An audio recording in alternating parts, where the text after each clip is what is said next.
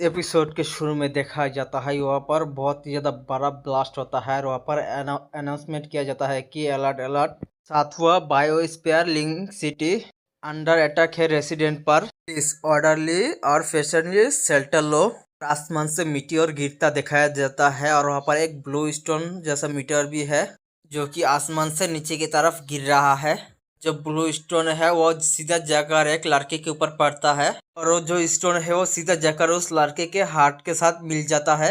उसके बाद scene shift होता है लिंक सिटी के नंबर 1 हाई स्कूल पर। वहाँ पर एक टीचर कहने लगता है कि स्टूडेंट, मुझे विश्वास है कि तुम लोग जानते हो होंगजी क्लास में एंटर करने के बाद ही फ्यूचर में एक इलाइट मार्शल आर्ट बनने का होप है। Placement exam, simulation, college entrance exam और कॉन्सेंस्ट ऑफ वॉरिटन एग्जाम और मार्शल आर्ट असेसमेंट और इस सब्जेक्ट के लिए 225 और 750 टोटल स्कोर चाहिए। मार्शल आर्ट एग्जाम के लिए 525 चाहिए। मुझे उम्मीद है कि तुमने जो दिन में सीखा है वो केयरफुली आंसर दोगे इसे। टॉप 10 स्टूडेंट ही इंटर कर सकता है होंगजी क्लास में और जो एग्जाम है वो जल्द ही शुरू होने वाला है। प्लीज तुम ध्यान से एग्जाम हॉल में जाना। उसके बाद एक लड़की को दिखाया जाता है और जो लड़का है अपने मन के अंदर सोचता है कि मार्शल आर्ट बनने का एक चांस। हाई स्कूल के पहले साल के दौरान मैं अचानक कोमा में चला गया। मेरे पेरेंट्स जो है मेरे हेल्थ के लिए वरीड थे। मेरी बीमारी के लिए 2 साल का छुट्टी लिया था और ये इस सीरीज का मेन प्रोटैगनिस्ट है। ये लकीली ये मेरा लास्ट चांस है एक मार्शल आर्ट बनने का। मुझे ये ग्रैब करना ही होगा। अचानक ही उसके सामने एक बंदा आकर खड़ा हो जाता है। उसके बाद जो बंदा है वो कहता है कि अरे ये चेंडू नहीं है, ये तो एग्जाम देने के लिए भी आया है। और गाइस मेन कैरेक्टर का नाम पता चलता है चेंडू। मैं उसे चेन कहकर बुलाने वाला हूँ। देखो दोस्तों, मैंने कहा था ना होंगजी क्लास के लिए किसी के पास भी चांस है। स्टूडेंट चेन ने पहले साल में ही 2 साल का गैप लिया, फिर भी वो एग्जाम देने के लिए यहाँ पर आ गया। यंग लोगों के पास सच में स्पिरिट है। 2 साल की छुट्टी लिए बीमारी के कारण, फिर भी तुम होंगजी क्लास में सीधा एग्जाम देने का हिम्मत कर रहे हो।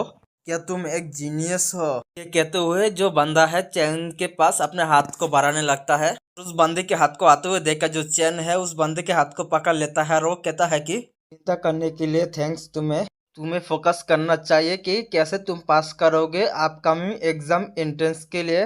ये कहने के बाद जो चैन है उस बंदे के हाथ को छोड़कर वहां से जाने लगता है और उसके बाद उस बंदे का जो एक साथी है वो कहने लगता है कि ये लड़का तो ही है, हमने साफ तौर पर उसे पहले यार में बुली किया था और अब इतना एरोगेंट कैसे हो गया और एग्जाम के बाद हम उसे क्या देंगे। उसके बाद जो बंदा है अपने हाथ को मोलते हुए अपने मन के अंदर सोचता है कि उस बच्चे का तो ग्रिप बहुत ही स्ट्रांग है। और उसके बाद जो बंदा है ऊपर कहने लगता है कि उन लोगों से, क्या तुम्हारे पास कोई दिमाग नहीं है? अगर हम इसे फिर से स्टार्ट करें तो फिर हम पकड़ जाएंगे, हम डिस्क्वालीफाई भी हो सकते हैं। इससे बेटर होगा हम मार्शल आर्ट एग्जाम के लिए अपेक्षा करें, उस समय हम मूव लेंगे। और उसके बाद चैन को दिखाया जाता है जो किसी जगह पर आकर बैठ जाता है और उसके बाद उस बंदे को दिखाया जाता है जो एक इबिल हंसी देने लगता है। वो कहता है कि अगर हम एक्सीडेंटली किपल कर दे एग्जाम के दौरान, कोई भी इसके बारे में कुछ भी नहीं कह सकता। और उसके बाद चैन को दिखाया जाता है जो कंप्यूटर के सामने है और अपने मन के अंदर सोचता है, प्लीज ब्रेवली डिस्क्राइब करो और करंट वॉल के background high martial art calendar start के दिनों से स्टार्ट करो है और कॉमन नॉलेज के साथ शुरुआत करो। उसके बाद ऊपर कहने लगता है कि ओल्ड एरा साल 2842 वर्ल्ड के सिविलाइजेशन जो है डिस्कवर कर लिया वेट किया अर्थ के अंदर और जो इंसान है न्यूक्लियर वेपन के द्वारा जवाबी हमला दिया। 2 साल बाद न्यूक्लियर वॉर जो है खत्म हुआ और उसके वजह से हार गया और टोटल जो डेथ हुआ है 5 बिलियन से भी ज्यादा। और एक बहुत ही बड़ा सा मॉन्स्टर को दिखाया जाता है और उसके हाथों में जो अर्थ है वो है। न्यूक्लियर रेडिएशन के वजह से जो कॉन्टिनेंट ग्लोबल है वो पूरी तरह से अंडर में आ चुका था और ह्यूमन जो है अपने फिजिकल लिमिट को ब्रेक करने लगा और इवोल्व करना शुरू कर दिया। उस दिन के बाद ओल्ड एरा खत्म हुआ और न्यू एरा शुरुआत होने लगा। से हाई मार्शल आर्ट कैलेंडर शुरुआत माना जा रहा, जो कि ये सारे क्वेश्चन जो चैन जो है वो कंप्यूटर में लिखा था और वो सबमिट कर रहा था वहाँ पर। उसके बाद जो चैन है अपने मन के अंदर सोचता है, मैं एक्सपेक्ट करता हूँ कि मैं फुल मार्क पाऊँ। आखिरकार मैं सचमुच 2 साल कोमा में नहीं था। इसके बजाय एक मिस्टीरियस इंजरी के दौरान मैं बार बार एक स्ट्रेंज डायमेंशन में एंटर करने लगा। जो डायमेंशन मुझे रिवॉर्ड मिल रहा था और मुझे स्पिरिचुअल पावर को अवेकन करने के लिए मेरे हेल्प कर रहा था। मुझे एक टैलेंट मिला जो फोटोग्राफिक मेमोरी है, क्योंकि इस वजह से मैं 2 साल स्कूल से बाहर होने के बाद भी मैं कॉन्फिडेंटली मैं एग्जाम साइन अप कर पाया। ये अफसोस की बात है कि वॉरिट एग्जाम जो है सिर्फ 250 पॉइंट की है। मुझे अभी भी घर जाकर प्रिपेयर करना होगा प्रॉपरली मार्शल आर्ट एग्जाम को। चैन की इतना सोचने के बाद वो घर आ जाता है और उसका डैड कहने लगता है कि तुम परफेक्ट टाइम में आए हो, खाना जो है अभी अभी रेडी हुआ है। चैन जा रहा था, उसी समय उसके पॉकेट से एक कागज गिरने लगता है। वहाँ पर एक औरत आकर उस कार्ड को उठाते हुए कहने लगता है कि देखो जरा तुम कितने अनाड़ी हो, ध्यान से तुम इसे खो मत देना, ये तुम्हारा एग्जाम एडमिशन टिकट है। और उसके बाद सभी लोग वहाँ पर खाने खाने के लिए बैठ जाता है। और वहाँ पर चैन का डैड एक बोतल को बाहर निकालते हुए कहता है कि देखो जरा ये क्या है। उसे देखकर जो चैन है वो कहता है कि ये तो वाइटलिटी पाउडर है डैड, इसे कहाँ से लेकर आए हो। ये सुनने के बाद चैन का डैड वहाँ पर मुस्कुराते हुए कहता है कि तुम जल्दी होंगजी क्लास के एग्जाम देने वाले हो, मैंने तुम्हारे लिए कुछ वाइटलिटी पाउडर जो है लेकर आया जो तुम्हारे स्कोर को बूस्ट करेगा।